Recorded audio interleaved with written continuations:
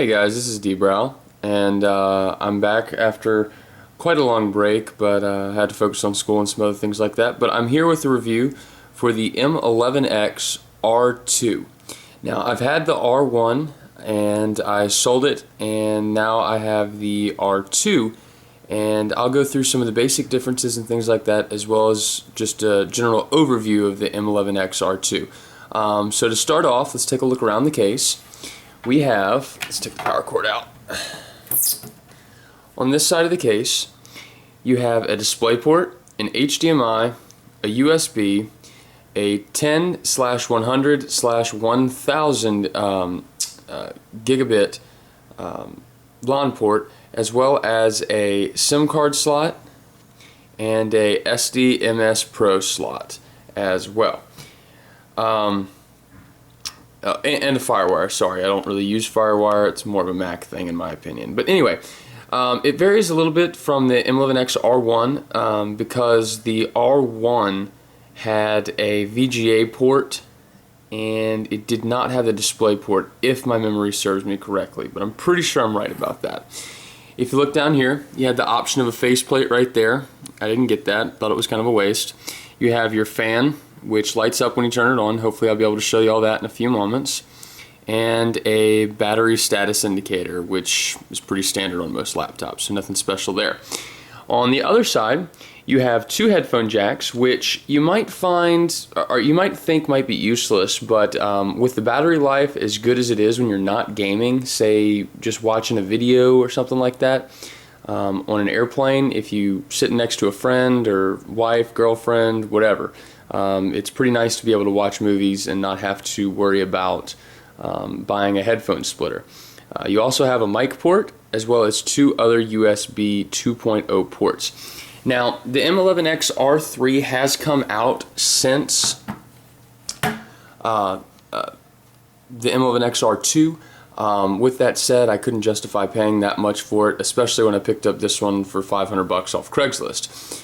It's kind of a deal I couldn't really pass up. But the m11x R3 does have a little bit better graphics card. I believe it's the 540M. Don't quote me on that, I'm not positive. But it also has USB 3.0, which is kind of nice. One other difference, on the outside at least, of the m11x R2 versus the R1 is the power brick. This one is a lot thinner and a lot easier to travel with than the original one. The other one wasn't a huge brick, but it wasn't nearly as compact or as nice. So let's get back to this over here, and I'll go ahead and open it up, run through some brief specs and some different options you have, and I'll let y'all know kind of what I think, because I love to play games on a laptop and on a desktop. So here I've got a DX diag pulled, and as you can see, my model has the Intel Core i7 CPU, the U640 at 1.2 gigahertz, which is, with hyper-threading, it's 4 virtual cores. With that said, it's not your typical i7. It is an ultra-low voltage model, which means it doesn't have nearly the power you're used to, especially if you have a desktop i7 or an m15x i7, which is a true quad-core, or can be. Some other configurations you can get are the i3 model, which is at a slower, a little bit faster clock speed, if I'm not mistaken. I'm not positive on that. Also, I did a self-upgrade to 8 gigs of RAM, which is really nice, but I wouldn't recommend getting that through Alienware. They charge a lot, especially when it's as easy to do by yourself. Next, we have the graphics card, which is the 335M, which is, I believe, the same graphics card as the last one. But again, don't quote me on that. My memory is not as sharp as it should be as far as what I used to have. So, the m11x R1 had switchable graphics between an integrated GPU and a dedicated GPU, depending on what you're doing and if you wanted battery life or not. It had a button and you pushed function key and F6. As you can see, there's no switchable graphics here on the F6. Instead, you have NVIDIA Optimus technology, which isn't perfect by any means, but something a lot of people forget is that even if your program isn't on the NVIDIA Optimus list, you can certainly run it. Say I'm running the Heaven benchmark down here. You can right click and tell it which graphics processor to run with, which is kind of nice. Excuse me, sorry about that. Which is kind of nice because then you don't have to worry about, oh, is it really doing it? You can also turn on a monitor in the NVIDIA options, and it will give you this little icon, and whatever program you happen to be running, if it's running off the GPU, it'll show up there. So you can be pretty positive about what you're running.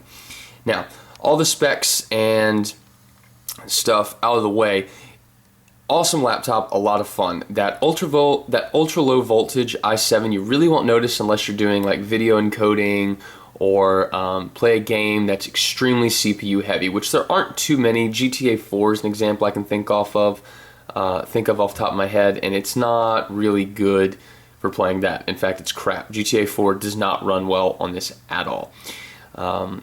On the other hand, games like Star Wars The Old Republic, which is a new release, runs perfect on high setting. The only recommendation I have is turning off shaders, because it's just kind of, it doesn't really serve much of a purpose. Yeah, it's aesthetically pleasing, but the performance jump is huge if you do that. I actually saw lower frame rates per second if I ran it at a low setting as opposed to high. So keep it on high, tax that GPU, have a good time with it. There are some problems that have been associated with the M11X-R2, overheating issues with the GPU, but even if you didn't buy an extended warranty, you still got that year, and they'll come out to your house if you're in a certain area. I'm not in a huge city, but I am in a bigger city, and they came out to my house within 2 days, replaced the motherboard, and now we're off and running, and everything's running fine. It doesn't run too hot, but I wouldn't put it on your lap. I'd leave it so that it can vent properly.